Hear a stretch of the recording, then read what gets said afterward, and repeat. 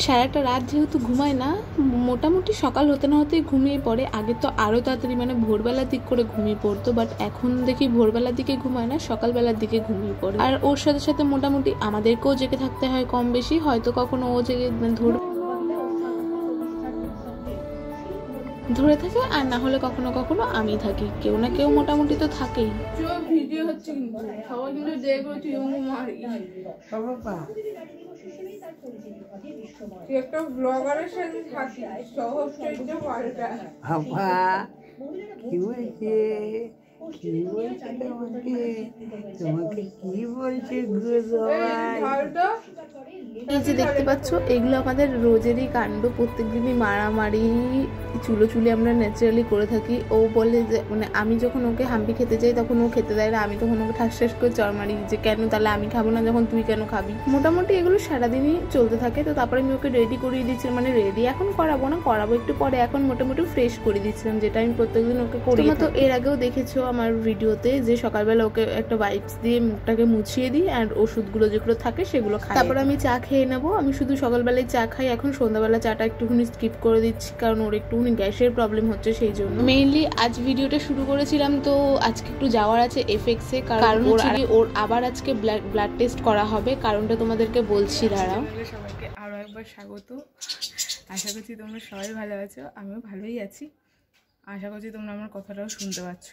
তো বেসিক্যালি আজকে একটু বেরোবো মানে যাবো হচ্ছে গিয়ে পুচকুর আজকে থাইরয়েড টেস্ট করাতে হবে, যেহেতু জন্ডিসটা কমছে না, সেই জন্য ডাক্তার বলেছে একটা থাইরয়েড টেস্ট করাতে।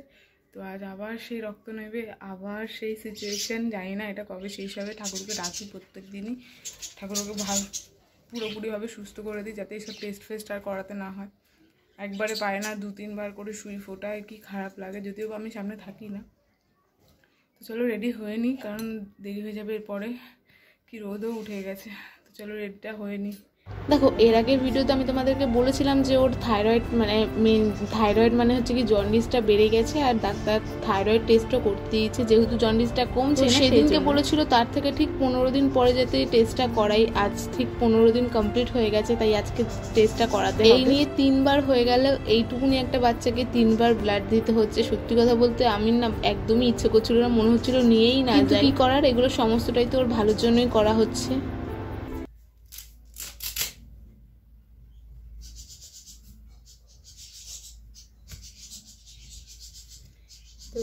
আমাকে দেখতে পাচ্ছ ঠিক এতটা হাসি খুশি, কিন্তু যখনই মনে পড়ছে যে আমি কি জন্য যাচ্ছি, তখনই না মনটা সত্যি কথা বলতে খারাপ হয়ে যাচ্ছে। সত্যি ভীষণ মন থেকে খারাপ। প্রত্যেকবারই যাওয়ার আগে বলি ঠাকুর এর পরের বার যেন আর না আসতে হয়, কিন্তু আসতে তো হচ্ছেই। তো এবারেও বলেছিলাম যে ঠাকুর তুমি দেখো যাতে এর পরের বার আর এরকম কোনো কিছু, ভগবানের আশীর্বাদে ঠাকুরের আশীর্বাদে যেন এবার সবকিছু ঠিক হয়ে যায়। তোমরাও সবাই প্রে করো আমার পুচকুর জন্য, যেন ওর জন্ডিসটা কমে যায় আর কোন রকম ভাবেই থাইরয়েডটা যেন ধরা না পড়ে, মানে কোন রকম রোগ ব্যাধি যাতে না। তারপরে বেরিয়ে গেলাম। তো ও তো আমাদের সাথে যায়নি, কারণ পুচকুর বার্থ সার্টিফিকেটের জন্য গেছে ও অ্যাপ্লিকেশন। এখন তো আবার শুনছি রেজিস্ট্রি না হলে বার্থ সার্টিফিকেট হয় না। তাও যাই হোক করে তাড়াতাড়ি করে নেওয়ার চেষ্টা চলছে, যাতে এরপরে কোনো রকম প্রবলেম ক্রিয়েট। তাই জন্য আমি আর দিদি চলে গেছিলাম, কারণ এর জিনিসটাও ফেলে রাখা যাবে না। আর তাছাড়াও কি হয়েছে, আমি সকালবেলা ঘুম থেকে উঠেই ফোন করে নিয়েছিলাম যে কখন যাব সেটা জিজ্ঞেস করার জন্য, কারণ আগের বার যখন গেছিলাম তখনও ফোন করে ফোন করলাম, আমাকে বললো 11:30 থেকে 12টার মধ্যে আসুন। তো আমি সেই অনুযায়ী গেছিলাম, যাতে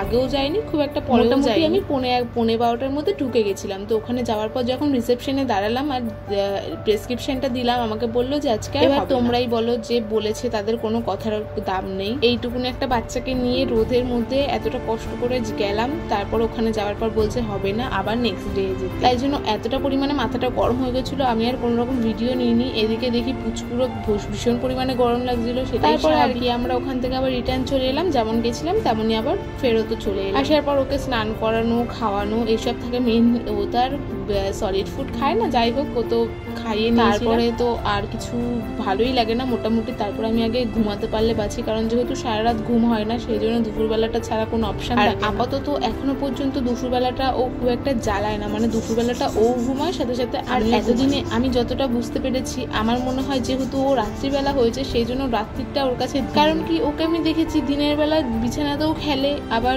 কোলে উঠতেও চায় না খুব একটা, পেট ভর্তি থাকলে খেলতে খেলতে আবার ঘুমিয়েও পড়ে, কিন্তু রাত্রিবেলা না কিছুতেই বিছানাতে থাকতে চায় না, মানে জেগে থাকলে ওকে কোলে নিতে হবে, আর ঘুমাতেও এসে দেখলে ও যে খেলছিল, তাই আমি ভাবলাম যে আমি চুলটা বেঁধে নিই, কারণ ভীষণ পরিমাণে জট পড়ে যায় না হলে চুলে সকালবেলা। কুচকুর জিনিসকেই তো নিজের জিনিস মনে করে ইউজ করি আমি, যেটা তোমরা এর আগে ভিডিওতে আমার দেখেছো। তো আমি একটা ওয়াইপস নিয়ে ফেসটাকে ভালো মতন ক্লিন করে নিলাম, আর এই ওয়াইপসটা থেকে দেখছি ময়লা দেখে আমি বেশ খুশি হয়েছিলাম, মানে এক কাজে দু কাজ হয়ে যাবে। সন্ধ্যাবেলার পর থেকে যেহেতু আমি মুখ ধুই না, ঠান্ডা লেগে যাওয়ার চান্স যদি থেকে থাকে। একটু আগে দেখছিলাম খেলছিল, আবার একা একাই ঘুমিয়ে পড়েছে। মেইনলি সত্যি কথা বলতে এখন যে সিচুয়েশন এসেছে আমার, রাত্রিটাকে আমি লিটারালি ভয় পাই, ঠিক আছে? মানে প্রত্যেক দিন এই যে দিনের বেলা যেমন এখন যেমন খাই দিয়েছি, পেট ভর্তি ছিল, দিয়ে শুয়ে দিয়েছি, ও দেখলাম একা একাই খেলতে খেলতে এবার ঘুমিয়ে পড়লো, আবার উঠছে, আবার খেলছে, আবার একা একাই ঘুমিয়ে পড়ছে। রাত্রিবেলা কি হয়, মোটামুটি ধরো যদি জাগিয়েও রাখি, ওই যখন ঘুমায় আমাদের সাথেও যদি ঘুমায় 1-1.5 ঘন্টা ঘুমালো, ধরো সাপোজ ওই 1টা-2টো অবধি ঘুমালো, তারপরে যে উঠবে খাওয়াইয়ে দিলাম, খাই দিলাম, হলে ঘুমিয়ে পড়, যে কোনো একটা কিছু কর, কিন্তু না, ওকে তখন কোলে নিয়ে বসে থাকতে হবে। আর বলো এখন প্রত্যেকটা দিন জেগে থাকতে থাকতে চোখের নিচে কালি পড়ে গেছে, অবস্থা খুব শোচনীয়, মানে ভীষণ পরিমাণে ঘুমের দরকার। দুপুরবেলা যে ঘুমিয়েছি 3-3:30 সময়, উঠলাম তখন বাজে 7:30, মধ্যখানে একবার উঠেছিলাম, তারপর ওকে খাইয়ে দিয়েছি, তারপরে আবার উঠেছি 7:30টার সময়।